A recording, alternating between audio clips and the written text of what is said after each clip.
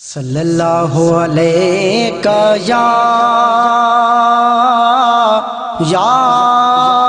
रसूल अल्लाह वसल्लम अलैका या हबीब अल्लाह सल्लल्लाहु अलैका या रसूल अल्लाह वसल्लम अलैका या हबीब अल्लाह। ही देश छड़े हुन देश वदा आखिर नेठ हलणो थई। ही देश छड़े हुन देश वदा आखिर नेठ हलणो थई। ही देश छड़े हुन देश वदा ही महल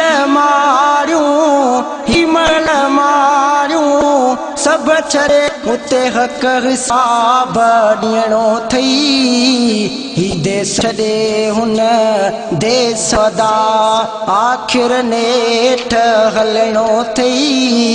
ही देश छड़े हुन देश वदा। ओ संगती साथी साण न हलंदई मिट ऐं माइट तो खेलटींदई। ओ संगती साथी साण न हलंदई मिट ऐं माइट तो खेलटींदई। ओ कार कलर में हिकिड़ो हूंदे उते केर न कंहिं जो यार अथई। ही देश छड़े हुन देश वदा आखिर नेठ हलणो थई। ही महल मारियूं सब छड़े ही महल मारियूं सब छड़े उते हक हिसाब ॾियणो थई। ही देश छड़े हुन देश वदा आखिर नेठ हलणो थई। ही देश छड़े हुन देश वदा। ओ केर न हितड़े रहणो आहे सब कंहिंखे हलणो आहे। ओ केर न हितड़े रहणो आहे सब कंहिंखे हलणो आहे। पीर पैगंबर के वया ही दुनिया भाऊ फानी थई। ही देश छड़े हुन देश वदा आखिर नेठ हलणो थई। ही महल मारियूं सब छड़े ही महल मारियूं सब छड़े उते हक हिसाब ॾियणो थई। ही देश छड़े हुन देश वदा आखिर नेठ हलणो थई। ही देश छड़े हुन देश वदा। ओ छड़ दुनिया जी गिफ़लत यार बेहद आहीं तूं बदकार। ओ छड़ दुनिया जी गिफ़लत यार बेहद आहीं तूं बदकार।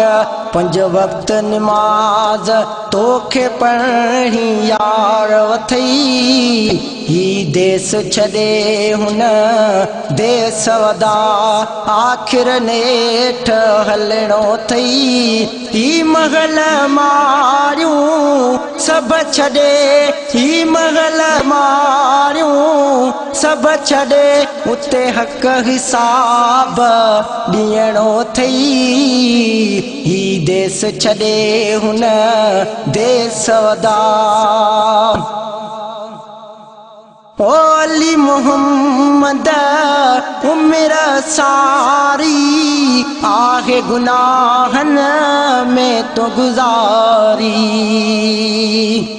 ओ अली मोहम्मद उम्र सारी आहे गुनाहन में तो गुज़ारी ख़ास खेली तोखे बि करणी हाणे यार तियारी थई ही देश छॾे हुन देश वदा आख़िर नेठ हलणो थई ही महल मारियूं सभु छॾे ही महल मारियूं सभु छॾे उते हक़ हिसाब ॾियणो थई ही देश छॾे देश वदा आख़िर नेठ हलणो थई ही देश छॾे हुन देश वदा सल्लल्लाहु अलैहि या रसूल।